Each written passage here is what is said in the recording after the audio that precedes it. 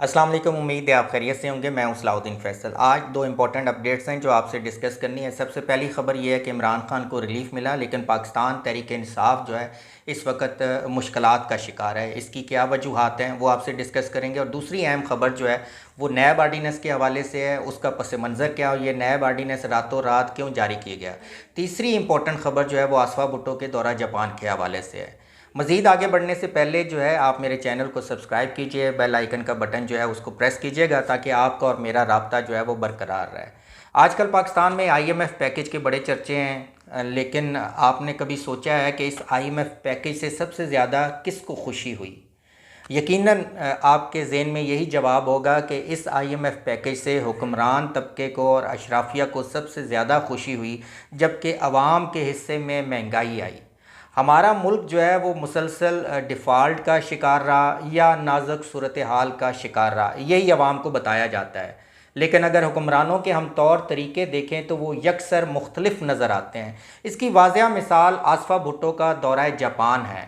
आसफ़ा भुट्टो अपने भाई बिलावल भुट्टो के हमरा जो है वो जापान के सरकारी दौरे पर गई, और इस सरकारी दौरे में आसफ़ा भुट्टो जो है वो कई सरकारी जो मुलाकातें हैं उसमें शामिल थी।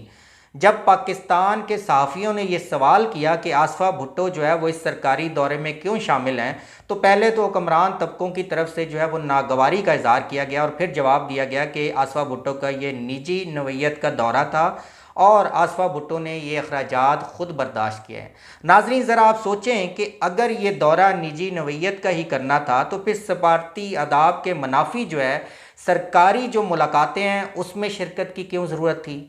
क्या आसफ़ा भुट्टो की ये सियासी तरबियत की जा रही थी? उनको तैयार किया जा रहा था कि आने वाली हुकूमत में जब बिलावल भुट्टो वज़ीर आज़म ऑफ पाकिस्तान होंगे तो आसफ़ा भुट्टो को कलमदान तो नहीं दिया जाना? अगर आसफ़ा भुट्टो जो है वो निजी दौरा करना चाह रही थी तो उनको चाहिए कि वो किसी निजी दौरे पे ख़ुद अकेली बैरून मुल्क चली जाएं, लेकिन इस अकेले दौरे में उनको ये सरकारी प्रोटोकॉल, ये सरकारी मुलाकातें जो हैं ये मैसर ना होती। इसी तरह के दौरे माजी में जो है वो शहबाज शरीफ के बेटे सलमान शहबाज भी करते रहे हैं। शहबाज शरीफ जब तुर्की के दौरे पे गए तो सलमान शहबाज जो है वो लंदन से दौड़े दौड़े जो है वो तुर्की आए और अपने वालिद के साथ सरकारी दौरे में शामिल हो गए। हालांकि उस वक़्त ये कहा जा रहा था कि ये जो सोलर पैनल के हवाले से डिस्कशन हो रही है उसमें सलमान शहबाज के सियासी मफादात हैं। इसके अलावा जो है वो हुसैन नवाज़, मरीम नवाज़ भी नवाज़ शरीफ के साथ दौरों पे जा चुकी हैं। बुनियादी तौर पे जो हुक्मरान हैं वो अपने बच्चों को जो है वो सियासी तरबियत के लिए साथ ले जाते हैं, इंटरनेशनल इस्टेब्लिशमेंट से जो है उनका तारुफ़ करवाते हैं। पाकिस्तान जो है वो उनकी जागीर है और इस जागीर पे जिस तरह वो चाहें हुकूमत कर सकते हैं, क्योंकि वो किसी आइन और कानून के या ज़ाब्ते के पाबंद नहीं होते।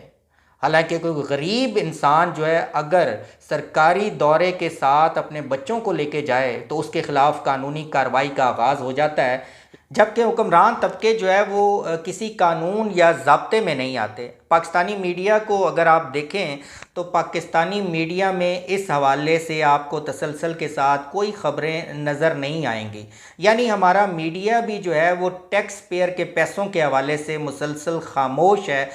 नौजवान नस्ल जो है वो सोशल मीडिया पर मुसलसल तनकीद का निशाना बना रही है और इसी वजह से जो है हुक्मरान तबका बाज़ औक़ात जवाबदेह होता है। नाज़रीन, दूसरी अहम ख़बर जो है वो इमरान खान के हवाले से है कि तोशा खाना केस में इमरान खान को बहुत बड़ा रिलीफ मिला और अदालत ने इमरान खान का मौक़िफ़ मान कर जो है हुकूमत की अपील मुस्तरद कर दी और इस केस को दोबारा ट्रायल कोर्ट में यानी सेशन जज के पास भेजा। Chief justice Islamabad high court ने इस केस में कई नकाइस जो हैं वो बयान किए। हालांकि इसी केस में जो है इमरान खान के वारंट गिरफ्तारी जो है वो जारी किए गए थे। ज़मान पार्क मैदान जंग बन गया था। अवाम और पुलिस के दरमियान जो है वो लड़ाई झगड़ा होता रहा। ज़मान पार्क की तलाशी ली गई और तोड़ फोड़ हुई। इसके साथ आज इमरान खान को क्वेटा में जो एक वकील का कत्ल हुआ था उसके हवाले से भी ज़मानत जो है वो दी गई। नाज़रीन, इमरान खान जो है मुसलसल 150 से ज़ायद केसेस उनके ख़िलाफ़ हैं और वो ज़मानतें जो हैं वो करवा रहे हैं, लेकिन हुकूमत जो है वो उनको गिरफ़्तार नहीं कर पा रही। हुकूमत की कोशिश है कि किसी तरह इमरान खान को गिरफ़्तार किया जाए। इसीलिए हुकूमत ने रातों रात जो है वो नैब आर्डीनेंस में तरमीम की। हालांकि ये हुकूमत जो है इससे पहले नैब आर्डीनेंस को जो है वो सियासतदानों का दुश्मन करार देती थी, और अब इसी हुकूमत ने जो है वो नैब आर्डीनेंस में तब्दीलियां कर दी। इस नैब आर्डीनेंस से पहले जो है हुकूमत ने तब्दीलियां करके तमाम मराहत और फ़ायदे हासिल किए, और जो जिस्मानी रिमांड पहले 30 दिन का था उसको 14 दिन का हुकूमत ने किया। लेकिन अब रातों रात इस तब्दीली के बाद अब नैब के चेयरमैन को वारंट गिरफ्तारी की जो है वो इजाज़त दी गई, और साथ ही जिस्मानी रिमांड 14 दिन से बढ़ाकर 30 दिन कर दिया गया, और इसको मज़ीद जो है वो बढ़ाकर 90 दिन तक किया जा सकता है। तो हुकूमत की कोशिश है कि आने वाले 15 से 20 दिनों में अगर इमरान खान गिरफ़्तार नहीं होते तो अल कादर ट्रस्ट के हवाले से इमरान खान को नैब आर्डीनेंस के तहत जो है वो पकड़ा जाए और हवालात में बंद किया जाए। इमरान खान की गैर मौजूदगी में तहरीक इंसाफ जो अभी तक ज़्यादा टूट फूट का शिकार नहीं हुई उसको तोड़ा जाएगा, और इंतखाबात में टोटली जो है मुकम्मल तौर पे इर्रेलेवेंट किया जाएगा, ताकि अगले इलेक्शन में पीडीएम जो है अपने नताइज जो है वो इंतखाबी नताइज जो पीडीएम ने डिसाइड किए हुए हैं, पीडीएम ने सोचे हुए हैं, वो हासिल किए जा सके और अपनी मर्ज़ी की हुकूमत जो है वो बनाई जा सके। इसी वजह से आज जो है जेबी असम्बली में पाकिस्तान तहरीक इंसाफ के वज़ीर आला खालिद खुर्शीद को अचानक कोर्ट ने नाअहल करार दे दिया, और हुकूमत ने जो है वो तहरीक अदम एतमाद भी जमा करवा दी। हालांकि जेबी असम्बली में पाकिस्तान तहरीक इंसाफ और उनके अतहादियों की 24 सीट्स हैं, जबकि अपोजिशन की 9 सीट्स हैं, लेकिन हमारे मुल्क में आवाम की राय का एहतराम जो है वो बहुत कम किया जाता है। नाज़रीन, देखते हैं कि पाकिस्तान तहरीक इंसाफ जो है वो जेबी असम्बली का दिफा कर पाएगी, और हुकूमत जो है वो मुसलसल आवाम के ऊपर जो महंगाई का बम गिरा रही है, क्या आवाम के लिए भी कानून साजी में रातों रात कोई तब्दीली हो सकेगी। इसके साथ ही मुझे इजाज़त दीजिए। अल्लाह हाफ़िज़।